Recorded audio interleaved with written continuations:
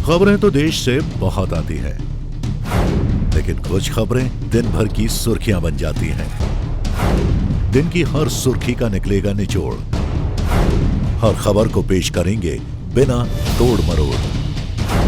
NTV time, जनता की बात जनता के साथ।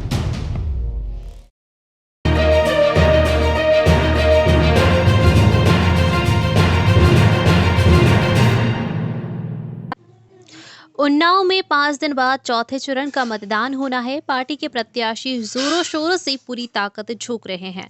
उनके समर्थन में स्टार प्रचारक से लेकर कई दिग्गज नेता भी पहुंच रहे हैं। आज सीएम योगी आदित्यनाथ भगवंत नगर विधानसभा में आशुतोष शुक्ला के समर्थन में एक जनसभा को संबोधित करने पहुंची। सीएम योगी आदित्यनाथ का मौजूद भाजपा जिलाध्यक्ष और प्रत्याशियों ने पुष्पगुच्छ देकर स्वागत किया। मंच पर पहुंचते ही योगी आदित्यनाथ ने संबोधन शुरू किया और विपक्ष पर जमकर हमला बोला। उन्होंने विपक्ष पर निशाना साधते हुए कहा कि जिन लोगों ने वैक्सीन लगवाई है वह बीजेपी की वैक्सीन है। हमारी डबल इंजन की सरकार है। हमने हर गरीब को डबल डोज और मुफ्त राशन दिया है।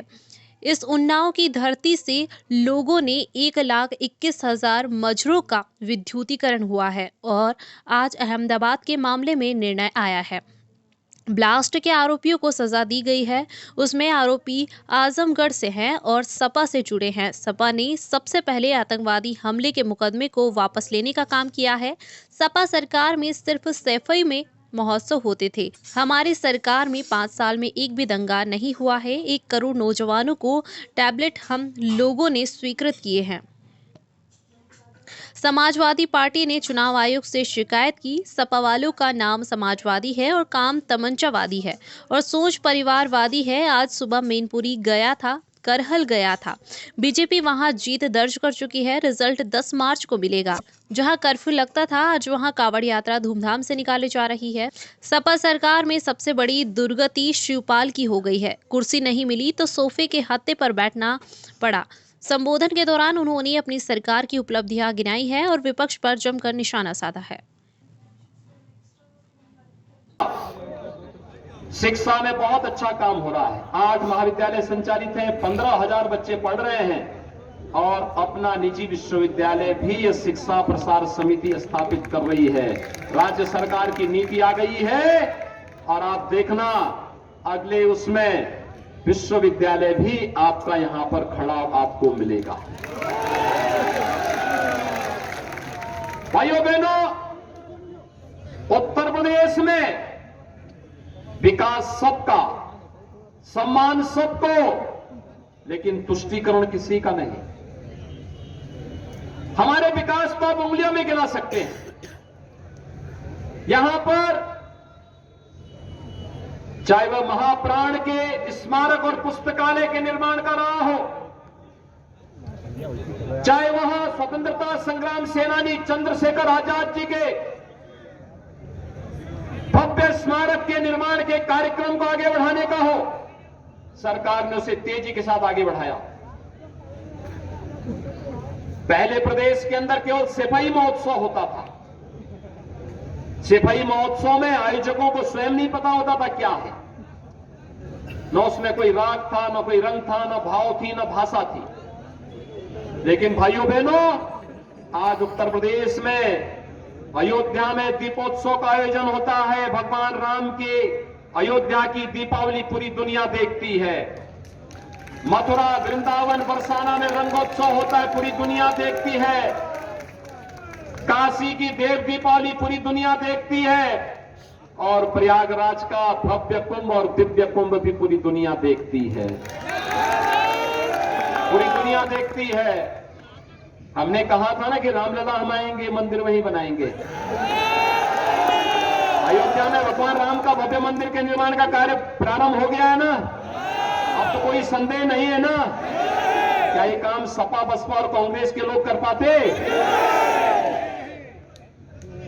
भाइयों बहनों, भारतीय जनता पार्टी जो कहती है वो करके दिखाती है। विकास का कार्य युद्ध स्तर पर पूरी मजबूती के साथ, बिना रोक रुके, बिना डिगे, बिना झुके, बिना डिगे, जहां एक और विकास के कार्य चल रहे हैं, वहीं प्रदेश के अंदर भाइयों बहनों कानून का राज होगा, हर व्यक्ति को सुरक्षा मिलेगी, आपकी आस्था का सम्मान होगा। ये भारतीय जनता पार्टी ने अपनी जवाबदेही अपने ऊपर ली है और इसीलिए मैं आपको आश्वस्त करने के लिए आया हूं। स्पीकर साहब हमारे घोषित करते थे, पूरे प्रदेश को उन्होंने डार्क जोन बना दिया था।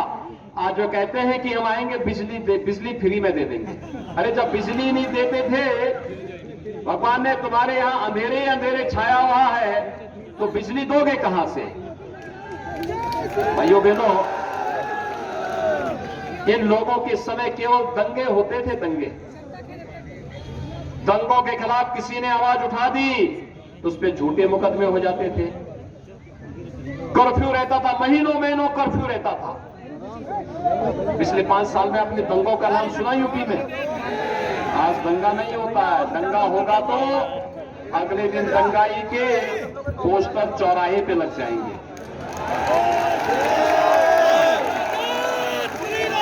और इस बात के लिए लग जाएंगे कि घोषित दंगाई है, इससे सावधान रहिए। और अगले 24 घंटे के अंदर नोटिस जाएगी कि बेटा तुमने नुकसान पहुंचाया तो अपने 7 पीढ़ी का लिख करके भी छोड़ो, इसकी भरपाई करो। तो दंगाइयों को मालूम है दंगा कर नहीं पाएंगे, संपत्तियों को नुकसान कर नहीं पाएंगे, राज चलते हुए रागिनों से राजनी नहीं कर पाएंगे। और इसलिए दंगाई भी अब मौन है। लेकिन आज जहां कर्फ्यू लगता था वहां कावड़ यात्रा भी धूम धड़ाके के साथ निकल रही है। जिन बाजारों में बमबाजी होती थी भाइयों बहनों, उन बाजारों में अब हर हर बम बम के नारे लगाते हुए कावड़ यात्री निकलते हैं ना। आज तो बमबाजी नहीं होती ना।